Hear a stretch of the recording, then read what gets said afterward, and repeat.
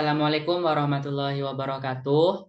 Perkenalkan, saya Ahmad Zaini, mahasiswa program studi manajemen keuangan syariah, Fakultas Ekonomi dan Bisnis Islam UIN Sunan Kalijaga, Yogyakarta. Di sini saya akan mempresentasikan sedikit hasil materi asuransi syariah. Di sini saya ingin memenuhi tugas akhir mata kuliah ilmu ekonomi syariah. Baik, selanjutnya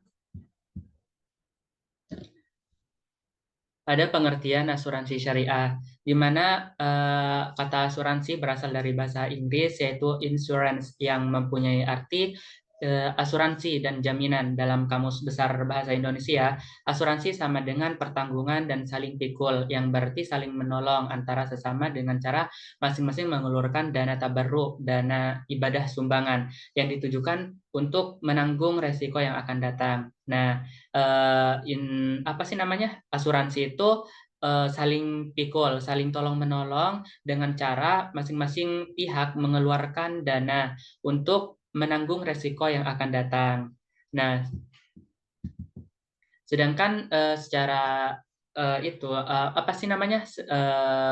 Asuransi syariah menurut Dewan Syariah Nasional atau Majelis Ulama Indonesia dalam fatwanya menyatakan bahwa asuransi syariah adalah usaha saling melindungi dan tolong-menolong di antara sejumlah orang atau pihak melalui investasi dalam bentuk aset atau tabaruk dengan memberikan pola pengembalian untuk menghadapi risiko tertentu melalui akad perikatan yang sesuai syariah. Nah, selanjutnya pendapat menurut terminologi berpendapat bahwa mengatakan asuransi syariah adalah cara untuk mengatasi terjadinya musibah dalam kehidupan, di mana manusia senantiasa dihadapi pada kemungkinan bencana yang dapat menyebabkan hilangnya atau berkurangnya nilai ekonomi seorang, baik terhadap diri sendiri ataupun perusahaan, yang diakibatkan oleh meninggal dunia, kecelakaan, sakit, dan usia tua. Nah, di sini bahwa secara terminologi berarti asuransi syariah untuk mengatasi terjadinya musibah dalam kehidupan, di mana manusia senantiasa dihadapi dengan berbagai macam bencana dan dapat menyebabkan hilangnya atau berkurangnya nilai ekonomi seorang, baik itu secara pribadi maupun perusahaan.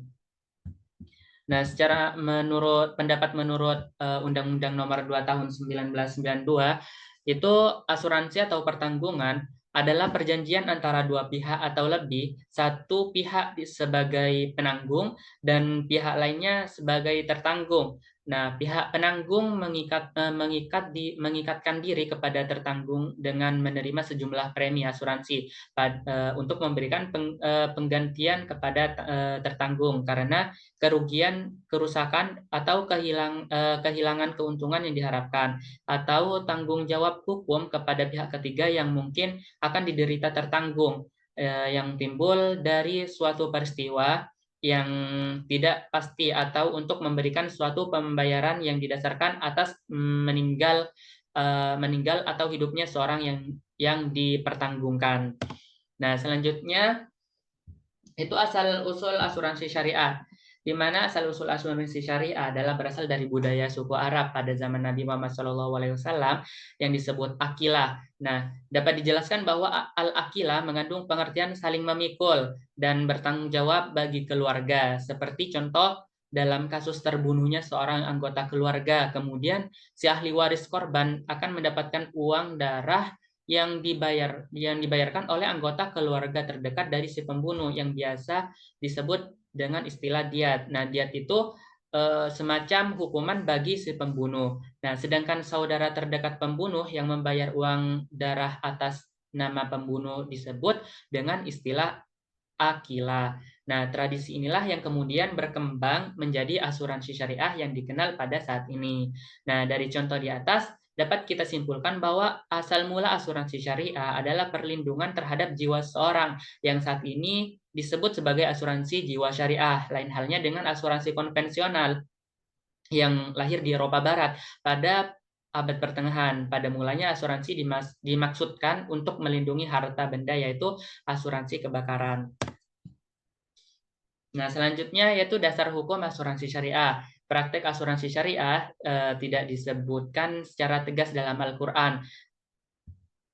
Al-Quran hanya mengakomodasi beberapa ayat yang mempunyai muatan nilai dasar yang ada dalam praktek asuransi syariah seperti nilai dasar tolong-menolong. Praktek asuransi tidak dilarang, praktek asuransi syariah tidak dilarang dalam syariat Islam karena prinsip dalam praktek asuransi dalam Islam adalah mengajak kepada kebaikan sesama manusia. Nah, maksudnya di sini yaitu dalil atau hukum dalam Al-Quran tentang asuransi syariah itu tidak dicantumkan secara tegas, melainkan ada beberapa ayat yang mempunyai muatan nilai-nilai dasar praktek asuransi syariah, yaitu tolong-menolong. Sebagaimana dalam Quran Surat Al-Ma'idah ayat 2 yang berbunyi, wa ta'awanu 'alal birri wat taqwa wa la ta'awanu 'alal itsmi wal udwan wattaqullah innallaha syadidul iqab, yang artinya tolong menolonglah kamu dalam mengerjakan kebaikan dan takwalah dan takwa dan jangan tolong menolong dalam berbuat dosa dan pelanggaran, dan bertakwalah kamu kepada Allah, sesungguhnya Allah Maha amat berat siksanya. Nah, dari kita melihat arti dari potongan ayat tersebut bahwasanya itu ada muatan nilai dasar praktek asuransi syariah yaitu tolong menolong. Nah, kalau yang tadi itu dalil dari dalam Al-Quran, sekarang dasar hukum asuransi dari hadis Nabi Muhammad SAW, di mana berbunyi an Abi Musa radhiyallahu an qala Rasulullah SAW al mukmin lil mukmin kal bunyan yashuddu ba'duhum ba'dan, diriwayatkan dari Abu Musa al-Asy'ari radhiyallahu an berkata, Rasulullah SAW bersabda, seorang mukmin terhadap mukmin yang lainnya adalah seperti sebuah bangunan di mana sebagiannya menguatkan yang lain.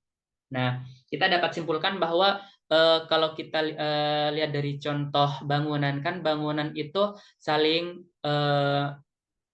menguatkan satu sama lain, seperti halnya dalam asuransi syariah, saling tolong menolong dan saling pikul memikul. Nah, selanjutnya itu rukun dan syarat asuransi syariah. Yang pertama rukun asuransi syariah, di mana yang pertama ada akid, yaitu orang yang bertransaksi. Yang kedua ada makut alih, yaitu objek yang ditransaksikan. Terus yang ketiga ada ijab qabul. Nah, syarat asuransi syariah yang pertama itu ada baligh, terus berakal, bebas berkehendak, tidak sah transaksi atas sesuatu yang tidak diketahui. Nah, salah satu syarat asuransi syariah yaitu tidak adanya gharar atau tidak adanya transaksi yang tidak pasti. Nah, terus ada terbebas dari unsur-unsur riba, terus terbebas dari perjudian.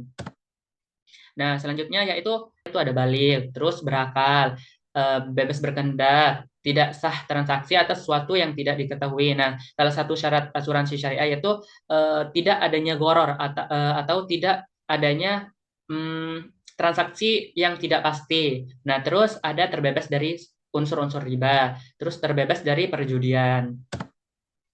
Nah, selanjutnya yaitu perbedaan asuransi syariah dan asuransi konvensional. Asuransi syariah itu tidak memberlakukan dana hangus sehingga peserta atau nasabah dapat mengambil dana kembali yang sudah dibayarkan. Proteksi syariah memiliki konsep pengelolaan sharing risk. Maksudnya asuransi syariah itu tidak memberlakukan dana hangus, dan juga asuransi syariah itu jika kita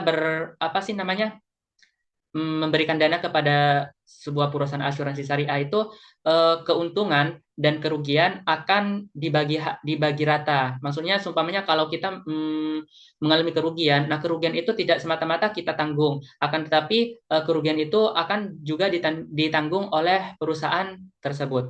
Nah, kalau asuransi konvensional itu kebalikannya, di mana dana akan hangus jika polis berakhir atau nasabah tidak membayar premi. Nah, kalau asuransi syariah tadi tidak memberlakukan dana hangus, kebalikannya asuransi konvensional itu memberlakukan dana hangus jika polisnya berakhir, dan juga transfer risk. Maksudnya kalau seumpamanya saya melakukan bekerja sama dengan asuransi konvensional. Nah, itu jika dana yang saya kasih itu mengalami kerugian, maka kerugiannya akan ditanggung saya sendiri, tidak akan ditanggung oleh asuransi konvensional, seperti itu. Selanjutnya yaitu akad tabarruk pada asuransi syariah. Akad tabarruk adalah bentuk akad yang dilakukan dengan tujuan kebaikan dan tolong-menolong, bukan semata-mata untuk tujuan komersial. Dalam akad tabarruk atau hibah, peserta memberikan hibah yang digunakan untuk menolong peserta lain yang terkena musibah, sedangkan perusahaan hanya bertindak sebagai pengelola.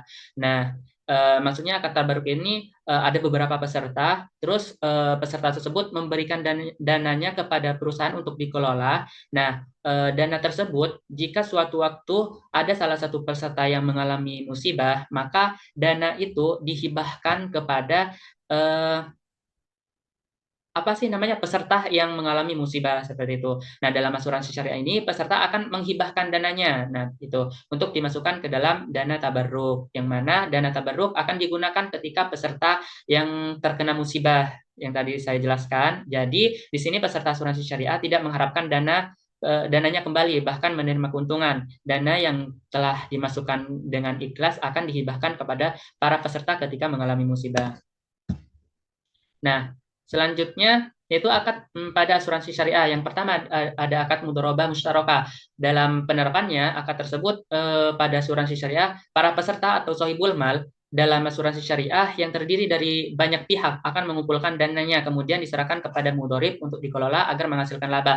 Kalau seumpamanya kalian berdua itu mempunyai dana, terus diserahkan ke saya untuk dikelola untuk menghasilkan laba. Nah, para sohibul mal memberikan izin kepada mudharib untuk menggabungkan dananya menjadi satu, termasuk dananya mudharib. Mudharib juga memberikan izin kepada para sohibul mal untuk menarik seluruh dana mereka atau sebagiannya berdasarkan persyaratan tertentu. Nah, kan kalian udah memberikan kepada saya untuk mempercayakan untuk dikelola. Nah, saya juga menggabungkan dana saya untuk dikelola, dan itu nanti saya juga memberikan izin kepada kalian untuk mengambil atau menarik seluruh dana kalian atau sebagiannya berdasarkan persyaratan yang telah disepakati.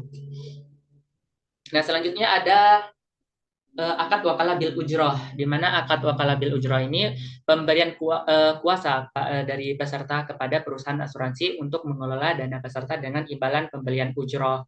Nah, perusahaan asuransi akan mendapatkan wewenang atau kuasa dari pihak peserta asuransi untuk melaksanakan sesuatu atas nama peserta asuransi. Di sini tanggung jawab dan kepentingan sepenuhnya adalah milik peserta, di mana perusahaan asuransi hanya memiliki kuasa atas seizin peserta asuransi. Nah, seumpamanya kalian itu berinvestasi atau ya melakukan investasi kepada perusahaan asuransi syariah untuk mengelola dana kalian. Nah, dengan imbalan pembelian keuntungan. Nah, terus si perusahaan asuransi itu akan mendapatkan wewenang atau kuasa dari kalian. Nah, terus tanggung jawab dan kepentingan sepenuhnya adalah milik kalian, di mana si perusahaan tersebut hanya akan melaksanakan kuasa atas izin kalian sebagai peserta asuransi, seperti itu. Nah, karena mengandung ujroh, maka perusahaan tidak berhak atas hasil pengelola dana investasi dan juga tidak berkewajiban menanggung resiko atas kerugian dalam mengelola dana peserta, kecuali adanya kelalaian dari perusahaan, seperti itu. Nah, selanjutnya yaitu ada akad wadi'ah dhamana, di mana akad wadi'ah dhamana ini menitipkan dana kepada pihak asuransi dan bisa dimanfaatkan oleh pihak asuransi dengan tanggung jawab atas keutuhan dana yang dititipkan. Dan dalam praktiknya perusahaan asuransi akan menggunakan premi yang dititipkan untuk dimanfaatkan perusahaan asuransi bertanggung jawab penuh atas keutuhan dana tersebut, di mana seumpamanya kalian menitipkan dana kepada pihak asuransi. Nah, pihak asuransi itu memiliki tanggung jawab atas keutuhan dana tersebut. Seperti itu.